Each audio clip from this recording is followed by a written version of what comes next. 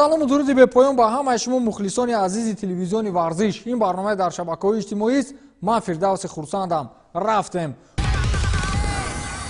хоҳарбузурги Криштиану Роналду Катя Аверу ба шӯхии Вирҷил ван Дайк ҷавоби сахт дод ва ҳимоятгари Ливерпулро ба қавле дар ҷояш шинонд. Ин дар ҳоле аст ки Вирҷил ван Дайк замони мусоҳибааш дар маросими ҷоизаспории тӯби тиллоӣ ба суоли журналист чунин ҷавоб дод: Роналду набуд, магар ӯ рақиби ман аст? ин суханони Ван Дайк маънои онро дошт ки Роналду тамоман арзандаи тӯби тиллоӣ нест ва ӯ наметавонад дар баробари ӯ Месси беҳтарин бошад. Аз ин рӯ хоҳарбузурги Роналду Катя Аверу маҷбур шуд то муаллифи ин суханҳоро дар ҷояш шинонад. ӯ гуфтааст ки Ван Дайки азиз, Роналду 3 маротиба дар ватане чемпион гашт ки шумо солҳо мубориза бурдед, аммо ҷоиза надоред. ӯ ҳатто беҳтарин бозингари чемпионате буд ки шумо унҷо фаъолият мебаред. Баъдан ӯ ба ватани дигар рафт ки унҷо футболбози дастон дар таърихи бошгоҳи Реал гардид. Шумо ягон гапи дигар доред? Ин бошгоҳ бо ин бача шуморо дар финали Лигаи чемпионҳо сарафканда кард. ӯ бо рафиқони мунтахабиаш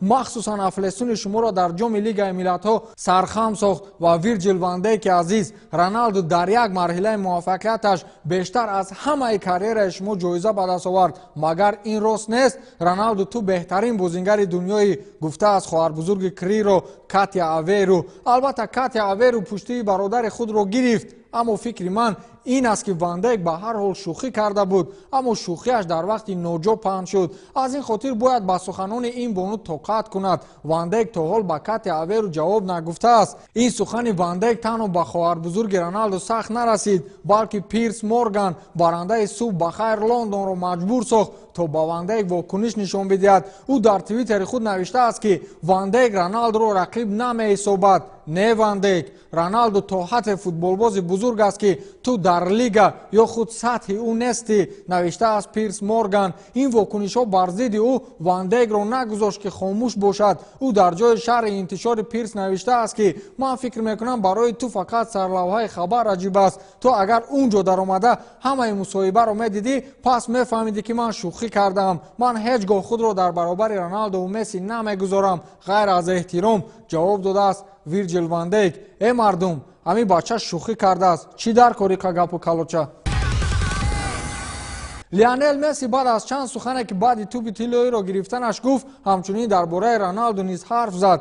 аҷиб, Месси Роналдуро чӣ гуфта бошад? ӯ аввал гуфт ки онҳое ки дар Барселона кор мекунанд медонанд ки ман бо шартнома ягон проблема надорам. эҳсоси ман нисбати Барселона аз ҳама шартномаву чизҳои дигар боло меистад. замони хотимаи карьера наздик аст. баъди рафтан аз футбол фақат машғули вақтгузаронӣ ба аҳли оилаам хоҳам буд. баъдан ба ӯ дар мавриди набуди Роналду дар маросим суол доданд. ӯ гуфтааст ки ӯ имрӯз дар ин ҷо нест, барои он ки натавонист омада. аз ин рӯ васоити ахбори омма набояд аз ин ҳангома бисозанд, гуфтааст шашкарата ҷоизадори тӯби тиллоӣ Лео Месси.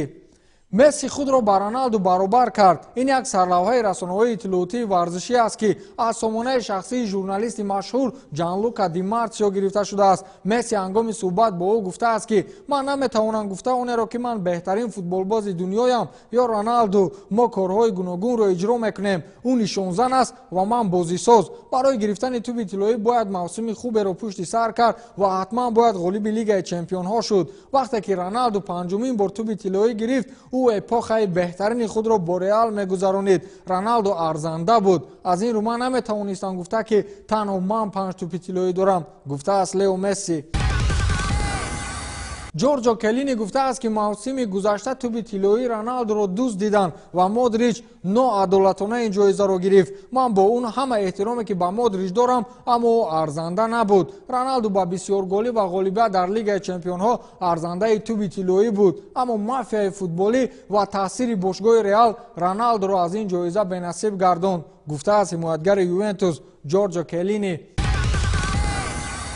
ҳамлагари аргентинии бошгоҳи Барселона Мессиро ҳамакнун баъд аз ба даст овардани ҷоизаи тӯби тиллоии шашуминаш дар қаллобӣ нисбати фонде ки ӯ ва аъзои оилааш сарпарастӣ мекунанд гунаҳгор дониста парвандаи ҷиноятӣ боз карданд. додситон Мария Тардон парвандаи ҷиноиро нисбати фонди хайрияи ҳамлагари барселона Лионел Месси оғоз кард. Дар ин бора хабаргузории ABC иттилоъ медиҳад. тибқи иттилои манбаъ, барои бозпурсӣ шоҳид Федерико Реттори, ки солҳои 2012-2015 дар ин фонд фаъолият мекард, даъват шудааст. ӯ Месси, падару бародар ва атрофиёнашро дар қаллобӣ, ҷиноятҳои андоз ва ҳисобдорӣ айбдор мекунад. тибқи шикоят, даромади ин фонд, ки дар ибтидо бояд ба фаъолиятҳои иҷтимоӣ равона мешуд, ба ҷои он ба намудҳои дигари фаъолиятҳои хусусӣ ва ё ба суръатҳисобҳои ғайр аз даромадҳое, ки фонди зикршуда эълон карда буд, равона карда шудааст. фонди Месси инчунин бо имзои шартнома бо сарпарастони хориҷӣ, ки дар сурати маблағҳои хайрия маблағ ҷамъоварӣ мекунанд, аз андозҳо саркашӣ кардааст. бо шарофати ин ба ин фонд тақрибан 10 миллион евро расидааст. ба ҳамин тамом, то барномаи дигар, хайр.